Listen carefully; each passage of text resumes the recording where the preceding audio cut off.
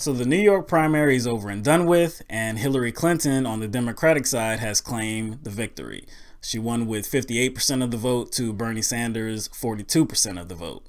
So that's very disappointing to supporters of Bernie Sanders, but of course, this did not come without controversy, just like in other states. So just a few points of information.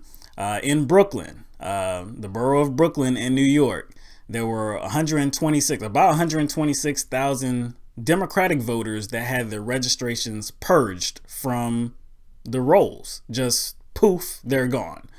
So the mayor, kind of said something about it, and he wanted to know what happened there, but, they're gone. So whatever happened, it affected those voters participating in the primary yesterday.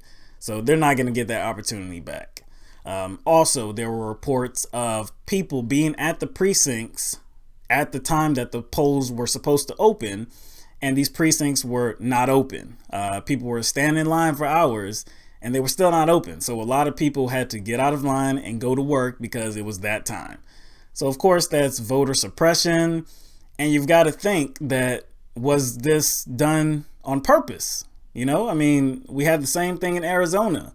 Now we're having it in New York, and there were other states too that this was a concern. Also, there were reports of people having their registrations switched from Democratic to unaffiliated or even to Republican.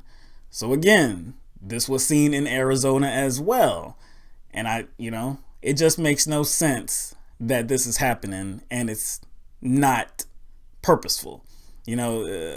For this to continuously happen is a little bit too much of a coincidence. So another point that I wanted to get to is that about 3.2 million people in New York are listed as unaffiliated.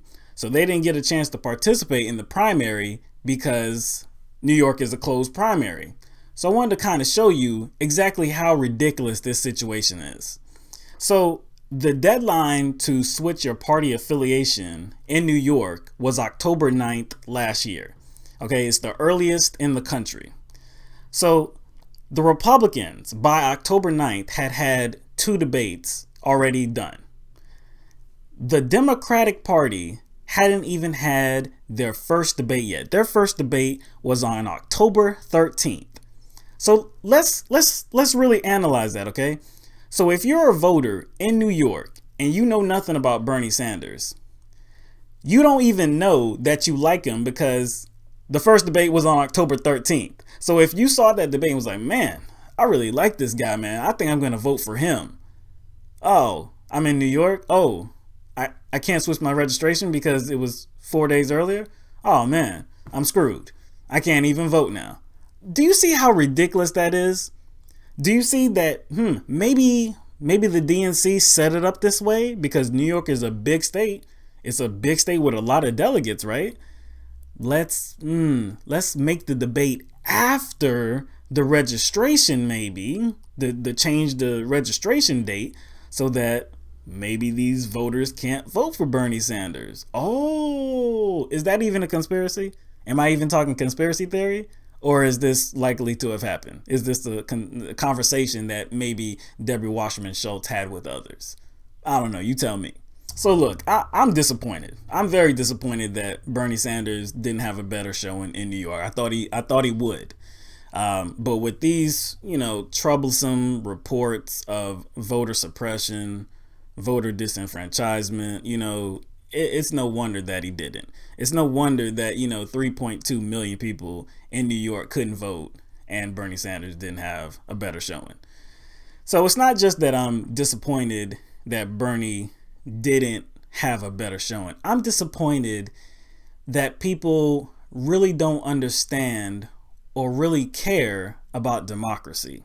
Okay, so this is about Hillary Clinton. And look, I'm not just trying to bash Hillary Clinton. I don't want to talk about her hair.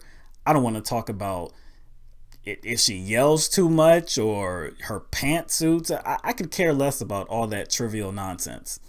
What I want to talk about is her words and her actions. So I care to talk about how she says that she's against Citizens United. She's against money in politics. She says it's poisonous to our politics, but she participates in that same corrupt process. So, okay, you can say that, this money, it's, that's the game that they play because that's how you get elected. Every other candidate has done it. That's just the game. But then Bernie Sanders comes along and he shows you that you don't have to get your hands dirty. You don't have to be beholden to these special interest and these corporations and these billionaires. You don't have to do it that way. So if he has shown you that he can be clean and run a clean campaign, then shouldn't we be asking ourselves, well, Hillary, why did she take this money? Because if a little known senator out of Vermont can rise from nowhere and draw this kind of following and run a clean campaign, not have a super PAC, if he can do it, couldn't the famous Hillary Clinton, couldn't she have done it as well? So I want to talk about that. I want to talk about the TPP and how she says with a straight face that she's against it now. But when she was Secretary of State, she promoted it all over the globe. I really think it's like her supporters kind of just want to forget that information or don't want to pay attention to it at all. She's not against it. She really just said it because Bernie Sanders is in the race and he's against it. She spoke publicly in favor of this agreement 45 separate times. It wasn't that she didn't know what was in the deal. No, she was part of its crafting. So she knows exactly what it was about. That's why she spoke about it so positively. So really, this is about trust. What do you trust Hillary Clinton to do? I'm not saying that she's an evil person.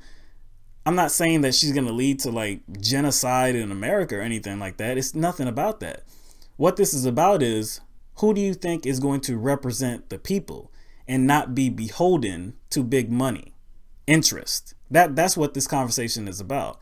So for the states that remain, California, Connecticut, Pennsylvania, Maryland, all the states that remain, really ask yourself this question before you go out there and you vote for your candidate.